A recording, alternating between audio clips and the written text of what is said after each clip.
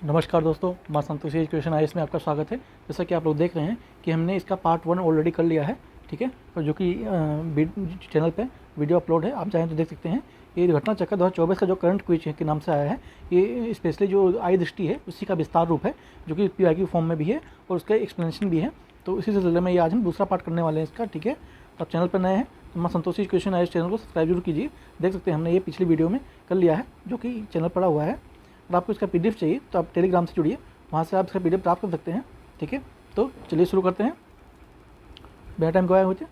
30 अगस्त 2024 को प्रधानमंत्री नरेंद्र मोदी द्वारा महाराष्ट्र के पालघर में उद्घाटित और शिलान्यास की गई परियोजनाओं के संबंध में कौन सा तथ्य सही नहीं है इसमें से, ठीक है।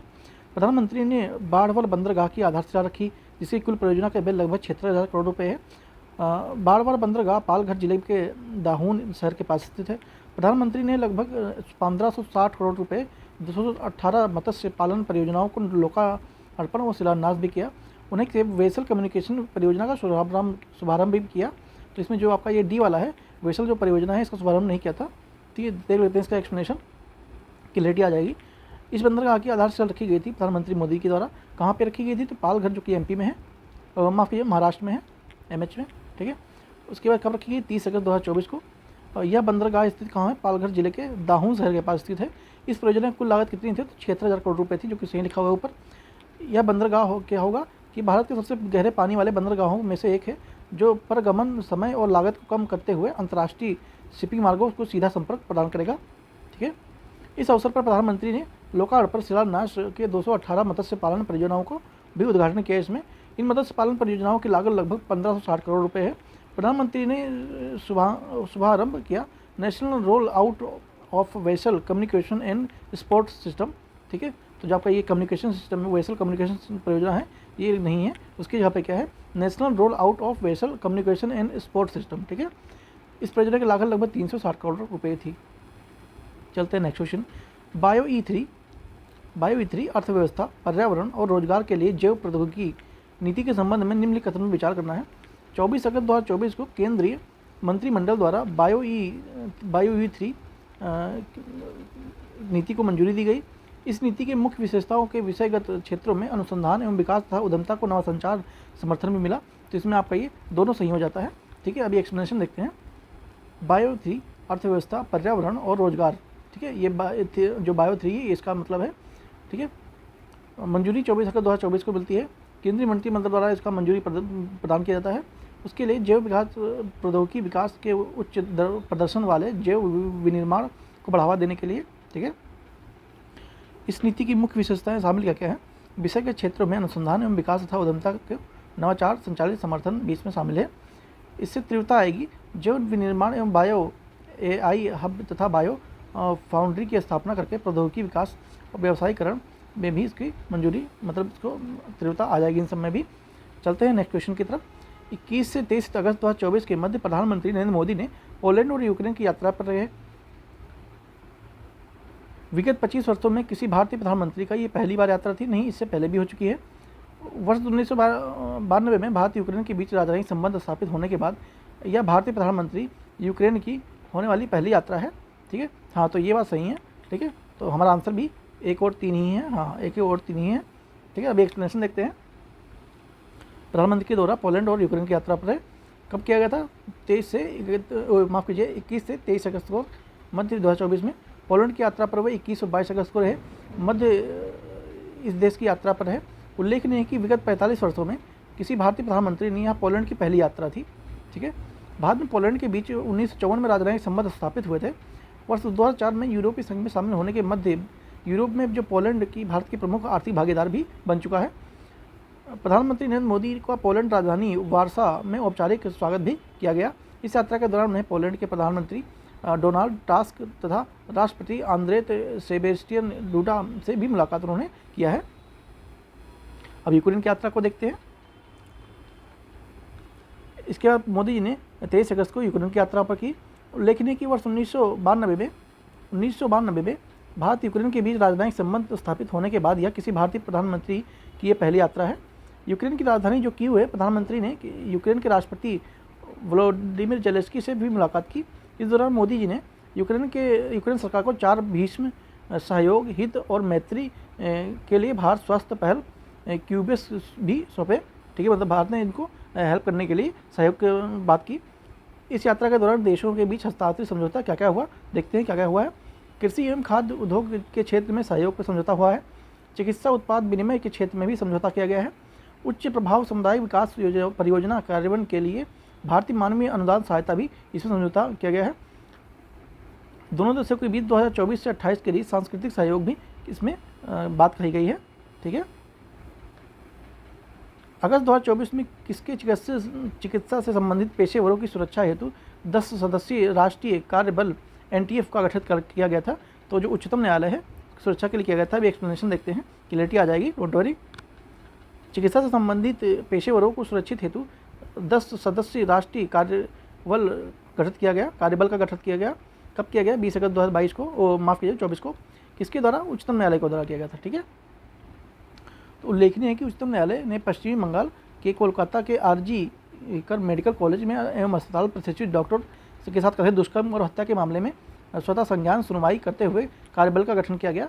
ठीक है, जो आपने देखा है जो पश्चिम बंगाल में भी जो रेप केस हुआ था, काफ़ी ट्रोल हुआ था उस चीज़ को हर चीज़ तरह से, और बहुत बेकार हुआ, ऐसा नहीं होना चाहिए था। किसी भी कोई भी स्त्री हो, जो बहुत घिनौना हरकत है ये। तो उसी सिलसिले में जो उच्चतम न्यायालय हाई कोर्ट है उसने संज्ञान लिया और उस पर ये फोर्स, इस पर मतलब STF का NTF का गठन किया। यह कार्यबल चिकित्सा संबंधी जो पेशेवर सुरक्षा, भलाई एवं अन्य संबंधित मामलों की भी जांच करेगी। उच्चतम न्यायालय की निगरानी वाला यह कार्यबल चिकित्सा पेशेवरों की सुरक्षा सुनिश्चित करने हेतु राष्ट्रीय प्रोटोकॉल भी तैयार करेगा। ठीक है, इनका मतलब है जो डॉक्टर आज काम करते हैं तो उनके लिए एक मतलब जो जैसे कि देखा होगा आपने, होमगार्ड होते हैं राष्ट्र की सुरक्षा के लिए, ऐसे ही अब हॉस्पिटल में भी डॉक्टर की सुरक्षा के लिए भी मतलब कोई कमांडो या फिर कोई ऑफिसर रहेगा जो कि इसकी देखभाल करेगा कि कोई ऐसी दुर्घटना ना हो। ठीक है, उसके बाद नेक्स्ट क्वेश्चन पे आते हैं। 20 अगस्त 2024 को तीसरा भारत जापान 2+2 वार्ता मंत्री स्तरीय संवाद नई दिल्ली में संपन्न हुआ। इसमें भारत का प्रतिनिधित्व कर रहे नरेंद्र मोदी ने किया। ठीक है, इसमें से कौन सा सही है कौन सा गलत है अभी देखते हैं। तो इसमें सिर्फ पहला वाला सही है, अभी देखेंगे, आगे एक्सप्लेनेशन में क्लियरिटी आ जाएगी। भारत जापान 2+2 वार्ता मंत्रिपरिषद 2024 आयोजन 20 अगस्त 2024 की न्यूज़ है, नई दिल्ली में होता है। भारतीय पक्ष की ओर से किसने भाग लिया था? तो रक्षा मंत्री राजनाथ सिंह ने लिया था और विदेश मंत्री S जयशंकर ने लिया था, ना कि प्रधानमंत्री मोदी ने लिया था। क्वेश्चन में क्या था? मोदी जी ने लिया था, लेकिन वो गलत है। जापानी पक्ष की ओर से भाग कौन से ने? रक्षा मंत्री किहारा मिनेरू और विदेश मंत्री योको कामिकावा ने लिया था। ठीक है, वर्तमान भारत के 4 प्रमुख राजनीतिक साझेदारों संयुक्त राज्य अमेरिका, ऑस्ट्रेलिया, जापान तथा रूस के 2+2 वार्ता संवाद किया। ठीक है, नेक्स्ट क्वेश्चन। 19-20 अगस्त 2024 के मध्य मलेशिया के जो प्रधानमंत्री दातो सेरी अनवर बिन इब्राहिम भारत की राजकीय यात्रा पर रहे। इस यात्रा के दौरान दोनों देशों के बीच 9 समझौते पर हस्ताक्षर ज्ञापन हुआ। तो ये दोनों सही हैं। ठीक है, तो आपका आंसर सी हो जाएगा। अभी इसका एक्सप्लेनेशन देखेंगे। कब हुआ था? 19 से 21 अगस्त 2024 तक के मध्य। ठीक है, प्रधानमंत्री के रूप में माफ़ कीजिए, प्रधानमंत्री के रूप में इनकी यह पहली यात्रा थी। ठीक है, उल्लेखनीय है कि भारत के मलेशिया के बीच मजबूत ऐतिहासिक, सामाजिक और सांस्कृतिक संबंध भी रहे हैं। वह महात्मा गांधी को श्रद्धांजलि देने के लिए राजघाट भी गए हुए थे, जो मलेशिया के आए थे प्रधानमंत्री। इसके बाद उन्होंने प्रधानमंत्री नरेंद्र मोदी के साथ द्विपक्षीय वार्ता भी की। इसके साथ साथ उन्होंने राष्ट्रपति द्रौपदी मुर्मू तथा विदेश मंत्री S जयशंकर से भी मुलाकात किया। उसके बाद इस यात्रा के दौरान दोनों देशों के बीच 9 समझौते हस्ताक्षरों पर ज्ञापन हुए। इस दौरान देशों के बीच प्रमुख घोषणाएं भी इस प्रकार की गई हैं। देखते हैं क्या क्या गई हैं। मलेशिया में 2 लाख मीट्रिक टन सफ़ेद चावल का विशेष आवंटन करेगा। उसके बाद जो इंटरनेशनल बिग कैट अलायंस है IBCA में मलेशिया संस्थापक सदस्य के रूप में भी शामिल हुआ है। यूनिवर्सिटी टुकू अब्दुल रहमान मलेशिया में आयुर्वेदिक चेयर की स्थापना भी किया है। ठीक है, तो ये करंट बहुत इंपॉर्टेंट है, फैक्चुअल है और क्वेश्चन फॉर्म में है, तो आपको समझने में आसानी होगी। पहले क्वेश्चन देखेंगे फिर आंसर देखेंगे। ठीक है, मान लीजिए आपका एक तरह से टेस्ट हो रहा है और जो चाहे UP PCS हो या फिर BPSC हो या फिर कोई अनदर एग्जाम हो, सबके लिए बहुत ही बेनिफिट साबित होने वाला है। ठीक है, आप चाहें तो इसका पहला पार्ट देख सकते हैं जो कि ऑलरेडी चैनल पर पड़ा हुआ है। ठीक है, 16 अगस्त 2024 को भारत निर्वाचन आयोग द्वारा हरियाणा और जम्मू कश्मीर विधानसभाओं के लिए आम चुनाव 2024 कार्यक्रम की घोषणा की गई। इससे संबंधित कथनों पर विचार कर रही है। ठीक है, तो जम्मू कश्मीर विधानसभा चुनाव 2 चरणों में होंगे। ठीक है, हरियाणा विधानसभा चुनाव 1 चरण में होगा मतगणना 8 अक्टूबर 2024 को होगी। तो इसमें आपका जो 2, 3 है ये दोनों सही है, बाकी ये वाला थोड़ा गलत है, देखते हैं क्यों गलत है। 16 अगस्त 2024 की न्यूज़ है ये। किसके द्वारा किया गया था? इलेक्शन कमीशन के द्वारा। हरियाणा में सीट कितनी थी? तो 90 सीटें थी, और एससी के लिए आरक्षित सीट 17 थी। उसमें से मतदान चरण एक में था। मतदान की तिथि क्या थी? 1 अक्टूबर 2024। हालांकि 31 अगस्त 2024 को चुनाव आयोग द्वारा इस तिथि का परिवर्तन की घोषणा की गई, जिसमें नई तिथि जो थी वो 5 अक्टूबर रखी गई थी। ठीक है, मतगणना इसमें 8 अक्टूबर की होती है। जम्मू कश्मीर में कुल विधानसभा सीटें कितनी रही? 90 रही। मतदान कितने में चरणों में होगा? 3 चरणों में। प्रथम चरण में 24 सीटों पर किया जाएगा, ठीक है, 18 सितंबर 2024 से, और द्वितीय चरण में 26 सीटों के लिए जो कि 25 सितंबर को होगा, और जो तीसरा चरण है 40 सीटों के लिए वो कि 1 अक्टूबर 2024 को हुआ। ठीक है, मतगणना तिथि 8 अक्टूबर रखी गई थी। ठीक है,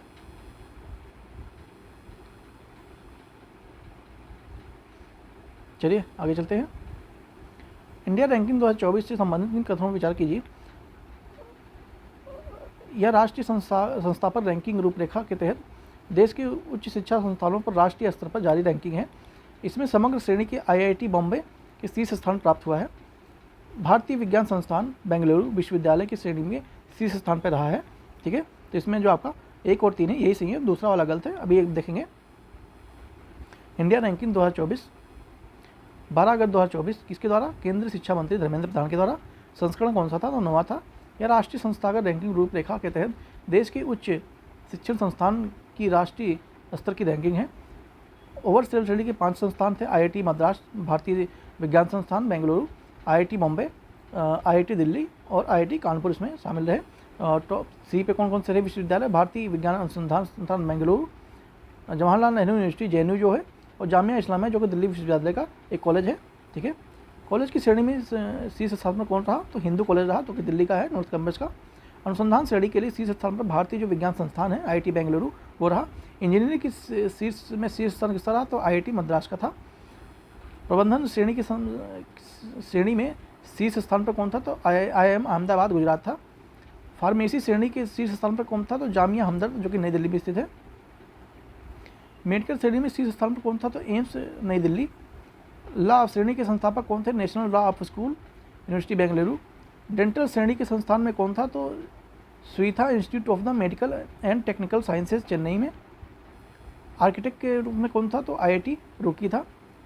एग्रीकल्चर एंड एलाइड सेक्टर की श्रेणी में शीर्ष स्थान कौन था? Indian agriculture research institute of नई दिल्ली में जो है। नवाचार शीर्ष स्थान पर कौन था? तो IIT मुंबई था। ओपन यूनिवर्सिटी के लिए Indira Gandhi national open university. Skill university शीर्ष स्थान पे कौन था? Symbiosis skills and professional university जो कि पुणे महाराष्ट्र में है। स्टेट पब्लिक यूनिवर्सिटी श्रेणी के शीर्ष स्थान पे कौन था? तो अन्ना यूनिवर्सिटी जो कि चेन्नई की है। ठीक है, चलिए नेक्स्ट के चलते हैं। अगस्त 2024 में केंद्रीय और राज्य संघीय संगठन द्वारा 28वां सम्मेलन 2024 कहाँ पे आयोजित हो किया गया? तो ये नई दिल्ली में आयोजित किया गया। ठीक है, 12 से 13 अगस्त 2024 के मध्य अम्बेडकर अंतर्राष्ट्रीय केंद्र जनपद नई दिल्ली में हुआ। सांख्यिकी एवं कार्यक्रम कार्यान्वयन मंत्रालय भारत सरकार के द्वारा किया गया। मुख्य विषय में क्या था? निर्णय लेने के लिए मजबूत डेटा का उपयोग राज्य सरकार सांख्यिकी प्रणालियों की मजबूत बनाना था। ठीक है, 7 से 11 अगस्त 2024 के मध्य 28वां दिल्ली पुस्तक मेला 2024 भारत मंडपम नई दिल्ली में आयोजित होता है। बिल्कुल सही है। इस मेले में थीम क्या थी? राष्ट्र निर्माण की पुस्तकें हैं। नहीं, ये थीम नहीं है। ठीक है, तो इसका आंसर हाँ एक ही है। ठीक है, चलते हैं आगे। 28वां पुस्तक मेला लगता है 2024 में। कहाँ लगता है? भारत मंडपम जो कि नई दिल्ली में लगता है। ठीक है, किसके द्वारा? The federation of the Indian publish के सहयोग के भारत व्यापार संवर्धन संगठन के द्वारा लगाया जाता है। थीम क्या थी? भारतीय पुस्तकों को वैश्विक प्रभाव। ठीक है, न कि ये थी राष्ट्र निर्माण के लिए। ठीक है, तो ध्यान रखेंगे इस चीज़ को। ठीक है, भारतीय वायुयान विधेयक 2024 संबंध में निम्न कथनों पर विचार करना है। 9 अगस्त 2024 को भारतीय वायुयान विधेयक 2024 राज्यसभा द्वारा पारित कर दिया जाता है। यह विधेयक विमान अधिनियम 1934 का स्थान लेगा। ठीक है, तो इसमें जो आपका दूसरा वाला है ये सही है, बाकी पहला गलत है। ठीक है, तो बी, हाँ ठीक है, बी सही है। ठीक है, तो इस तरह से आंसर है। आगे इसका एक्सप्लेनेशन देखेंगे भी। भारतीय वायुसेना विधेयक 2024 लोकसभा द्वारा पारित होता है। कब होता है? 9 अगस्त को होता है। यह विधेयक की स्थान किसका ले जाएगा? तो जो विमान अधिनियम 1934 का था उसकी जगह पर ये ले लेगा। उद्देश्य इसका क्या है? तो वायु की परिकल्पना, विनिर्माण, अनुचित कब्जे, उपयोग, प्रचलन, प्रक्रिया, आयात और निर्यात की नियंत्रण, विनिमय और उससे सशक्त और उसके आनुवांशिक विषयों का उपलब्ध कराना होगा। विधेयक के अनुसार नागरिक उड्डयन महानिदेशालय DGP या नागरिक उड्डयन सुरक्षा ब्यूरो के आदेश के खिलाफ यह अपील केंद्र सरकार के समक्ष की जाएगी। ठीक है, नेक्स्ट क्वेश्चन आते हैं।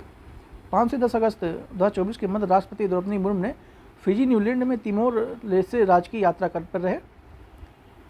यह भारत के लिए राष्ट्राध्यक्ष की फिजी और तिमोर लेस्ते की पहली यात्रा थी, तो ये दोनों सही हैं। ठीक है, एक्सप्लेनेशन देखते हैं। राष्ट्रपति द्रौपदी मुर्मू ने फिजी, न्यूजीलैंड और तिमोर लेस्ते की राजकीय यात्रा की 5 से 10 अगस्त को करते हैं। फिजी की यात्रा 5 से 6 अगस्त 2024 के मध्य राष्ट्रपति फिजी के द्वारा पर रहे। यह भारत के राष्ट्राध्यक्ष की फिजी का पहला दौरा था। इस दौरान उन्होंने फिजी राष्ट्र रातु विलिमेते मेवोलिली कांतिनीरे और प्रधानमंत्री सितिवरा रबुका के साथ ये द्विपक्षीय बैठक की। उन्होंने फिजी संसद को भी संबोधित किया।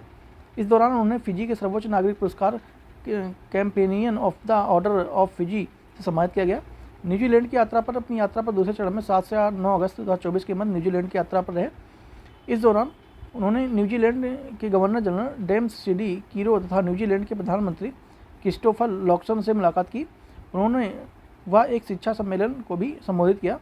तिमोर लेस्ते की यात्रा अपनी यात्रा के दौरान उन्होंने तीसरे अंतिम चरण में 10 अगस्त 2024 को तिमोर लेस्ते की यात्रा पर रहे। यह भारत के किसी राष्ट्राध्यक्ष की तिमोर लेस्ते की पहली यात्रा थी। इस यात्रा के दौरान उन्होंने तिमोर लेस्ते के राष्ट्रपति जॉन्स रॉन्सन होर्ता और प्रधानमंत्री जनाना गुस्मानो से भी मुलाकात किया। इसके अलावा उन्होंने क्या किया कि भारतीय जो समुदाय के सदस्य थे उनसे बातचीत की और यहाँ उन्होंने देश के सर्वोच्च नागरिक सम्मान the great collar of the order of the Timor Leste से सम्मानित भी किया गया उन्हें। ठीक है, नेक्स्ट क्वेश्चन चलते हैं। 30 जुलाई से 1 अगस्त 2024 के मध्य वियतनाम पर ये यात्रा पर रहे फाम मिन चिन भारत की राजकीय यात्रा पर थे। इस यात्रा के दौरान दोनों देशों के बीच 9 समझौते हुए। भारत में वियतनाम से संबंधित 1982 राजनयिक संबंध स्थापित हुए थे। ठीक है, तो इसमें जो आपका 1 और 2 है ये दोनों सही हैं, बाकी ये वाला गलत है। एक्सप्लेनेशन में देख लेंगे क्या दिक्कत है। वियतनाम के जो प्रधानमंत्री फाम चिन मी की भारत की यात्रा थी कब थी? 30 जुलाई से 1 अगस्त तक थी। उनके साथ कई मंत्री उप मंत्री भी व्यापारिक नेताओं के सहित उच्च स्तरीय प्रतिनिधिमंडल के साथ भी यहाँ पर आए। उसके बाद 1 अगस्त 2024 को उनके राष्ट्रपति भवन में प्रांगण में औपचारिक रूप से स्वागत भी किया गया। इसके बाद वो महात्मा गांधी को श्रद्धांजलि देने के लिए राजघाट भी गए। इस दौरान उन्होंने भारत की जो राष्ट्रपति द्रौपदी मुर्मू है उपराष्ट्रपति जगदीप धनखड़ से भी मुलाकात किया। इसके साथ ही उन्होंने प्रधानमंत्री नरेंद्र मोदी के साथ द्विपक्षीय वार्ता 2+2 वार्ता भी की। वार्ता के बाद दोनों देशों की साझेदारी के मजबूत 9 समझौते पर हस्ताक्षर ज्ञापन हुआ। उल्लेखनीय है कि भारत वियतनाम में द्विपक्षीय संबंध $15 अरब का तक पहुंच गया है। भारत में जो वियतनाम के मध्य 1972 में राजनयिक संबंध स्थापित हुए थे। ठीक है, नेक्स्ट क्वेश्चन। अगस्त 2024 में उद्घाटित डिजिटल शांति केंद्र के संबंध में इन कथनों पर विचार कीजिए। 5 अगस्त 2024 को राष्ट्रीय महिला आयोग की अध्यक्ष रेखा शर्मा ने नई दिल्ली में डिजिटल शक्ति के उद्घाटन भी किया। यह केंद्र राष्ट्रीय महिला आयोग की साइबर पीस फाउंडेशन के सहयोग से शुरू हुआ था। ठीक है, तो इसका आपका आंसर दोनों सही हैं। डिजिटल शक्ति केंद्र 5 अगस्त को होता है 2024 में, कहाँ पे? तो नई दिल्ली में होता है। उद्घाटनकर्ता कौन थे? तो राष्ट्रीय महिला आयोग के अध्यक्ष रेखा शर्मा ने किया। यह केंद्र शुरू किया गया था राष्ट्रीय महिला आयोग के साइबर पीस फाउंडेशन के सहयोग से किया गया। ठीक है, नेक्स्ट 3 अगस्त 2024 को असम में टाटा सेमीकंडक्टर इकाई का निर्माण शुरू हुआ। सेमीकंडक्टर इकाई के संबंध में कथनों में विचार कीजिए। इस सेमीकंडक्टर इकाई में निर्माण 27,000 करोड़ के निवेश से किया जा रहा है। इस इकाई में प्रस्तावित 3.82 करोड़ सेमीकंडक्टर चिप्स का निर्माण करना है। तो आपका इसमें से पहला वाला सही है, बाकी ये गलत है। अभी देखते हैं क्यों गलत है। असम में टाटा सेमीकंडक्टर इकाई का निर्माण कब हुआ था? 3 अगस्त 2024 को। निर्माण शुरू के समारोह कुछ ने आयोजित किया था? तो असम के मुख्यमंत्री हेमंत बिस्वा शर्मा और टाटा लिमिटेड के अध्यक्ष एन चंद्रशेखर ने किया था। इकाई का निर्माण किया जाना है असम के जागी रोड पे। ठीक है, इसकी स्थापना 27,000 करोड़ रुपए के निवेश से होती है। ठीक है, नेक्स्ट क्वेश्चन। संतोष कुमार गंगवार को झारखंड का नया राज्यपाल नियुक्त किया गया है। CHV जयशंकर को महाराष्ट्र का राज्यपाल नियुक्त किया गया है और जो हरि भाऊ किसान राव बांगड़े के राजस्थान का राज्यपाल नियुक्त किया गया है। ठीक है, तो इसमें आपका जो 1 और 3 सही है, बाकी दूसरा गलत है। देखते हैं क्यों है। ये आप यहाँ देख सकते हैं। नए राज्यपाल की नियुक्ति कब होती है? 28 जुलाई 2024 को। राज्य और जो हरि भाऊ किशन बांगड़े वो राजस्थान के हैं, जिष्णु देव वर्मा ये तेलंगाना के हैं, ओम प्रकाश माथुर सिक्किम के हैं, संतोष कुमार गंगवार ये झारखंड से हैं, झारखंड के राज्यपाल हैं, और रेमेन डेका ये छत्तीसगढ़ की हैं, CH विजय शंकर ये मेघालय के हैं, CP राधाकृष्णन महाराष्ट्र के हैं, गुलाब चंद कटारिया ये पंजाब शासित प्रदेश चंडीगढ़ प्रशासनिक नियुक्ति से हैं, और जो लक्ष्मण प्रसाद आर्य हैं वो असम के हैं, जो कि मणिपुर के राज्यपाल के अतिरिक्त प्रभार संभाला गया है। ठीक है, इसके साथ ही राष्ट्रपति के कैलाश नाथन को पंडुचेरी का भी उपराज्यपाल नियुक्त किया गया है। ठीक है, जुलाई 2024 में द्विपक्षीय शल्य संगोष्ठी श्रेष्ठतम का आयोजन कहाँ हुआ गया, तो ये नई दिल्ली में किया गया। द्वितीय राष्ट्रीय शल्य संगोष्ठी थी ये 13 से 15 जुलाई के मध्य होती है। अखिल भारतीय आयुर्वेद संस्थान नई दिल्ली में किया जाता है। यह कार्यक्रम शल्य चिकित्सा के जनक महान चिकित्सक सुश्रुत जयंती 15 जुलाई के उपलक्ष्य में आयोजित किया जाता है। वे आयुर्वेद के महान ग्रंथ सुश्रुत संहिता के रचयिता प्रेरित हैं। ठीक है, नेक्स्ट क्वेश्चन, मोहम्मद अहोम राजवंश की माउंट दफन प्रणाली के संबंध में तुम विचार कीजिए। 26 जुलाई 2024 को मोहम्मद अहोम राजवंश की माउंट दफन प्रणाली को यूनेस्को की विश्व विरासत सूची में शामिल करने की घोषणा की गई। यह यूनेस्को की विश्व विरासत सूची में भारत की 44वीं संपत्ति है। ठीक है, तो इसका आंसर आपका ए हो जाएगा। ठीक है, ओनली वन, दूसरा गलत है, देखते हैं क्यों गलत है। मोहिदम अहोम राजवंश की माउंट ऑफ दफन की प्रणाली स्थित कहाँ है, असम में है। आधिकारिक तौर पर यूनेस्को की विश्व विरासत सूची शामिल है। 26 जुलाई 2024 को इस संबंध में घोषणा की गई। नई दिल्ली में विश्व धरोहर समिति की 46वीं सत्र में शामिल किया गया। यह यूनेस्को की विश्व विरासत सूची में भी शामिल है। भारत की 43वीं संपत्ति है। मोहिदम के बारे में, यह पूर्वोत्तर भारत के ताई ओहाम द्वारा निर्मित एक शाही टीला में दफन स्थल है, जो कि पूर्वी असम पट्टकई पर्वतमाला के तलहटी में भी स्थित है, ठीक है। ये दफन टीले ताई ओहोम द्वारा पवित्र माने जाते हैं। उनकी अनूठी अंत्येष्टि प्रथाओं को दर्शाते हैं। ठीक है, नेक्स्ट क्वेश्चन, जुलाई 2024 में Indo Pacific economic framework for prosperity ने किस देश में आपूर्ति संकलक परिषद की उपाध्यक्ष चुना गया है, तो वो भारत को चुना गया है। देखते हैं अभी क्यों है। आपूर्ति श्रृंखला परिषद, सप्लाई चेन काउंसिल क्या है ये तो 14 सदस्यीय इंडो पैसिफिक इकोनॉमिक फ्रेमवर्क भागीदारी द्वारा स्थापित 3 आपूर्ति श्रृंखला निकायों में से एक है। इसके अध्यक्ष एवं उपाध्यक्ष का चुनाव जुलाई 2024 में होता है। इसका उपाध्यक्ष चुना गया था भारत को, इसका अध्यक्ष चुना गया था संयुक्त राज्य अमेरिका को। कार्यकाल इसका कब होगा, 2 वर्ष का होता है। IPC भागीदारी द्वारा स्थापित 2 अन्य निकाय हैं, संकट प्रतिक्रिया नेटवर्क और श्रम अधिकार सलाहकार बोर्ड। ठीक है, संकट प्रतिक्रिया नेटवर्क के अध्यक्ष और उपाध्यक्ष चुने गए थे क्रमशः कोरिया गणराज्य और जापान। श्रम अधिकार सलाहकार बोर्ड का अध्यक्ष चुना गया था संयुक्त राज्य अमेरिका को। इस बोर्ड की स्थापना में अध्यक्ष किसे चुना गया, तो फिजी को चुना गया था। ठीक है, तो ये हमने इतना कवर कर लिया है। ठीक है, और हम आगे नेक्स्ट वीडियो में कवर करेंगे। अभी काफ़ी बाकी कंटेंट है। ठीक है, बहुत इंपॉर्टेंट है, आप लोग इसको सब पूरा देखिएगा और तो कहते हैं नोट्स तो बनाने की कोशिश कीजिए। ठीक है, और आपको PDF के लिए टेलीग्राम पर जुड़िए, आपको PDF वहाँ से प्राप्त हो जाएगी। तो please subscribe and share. Thank you so much.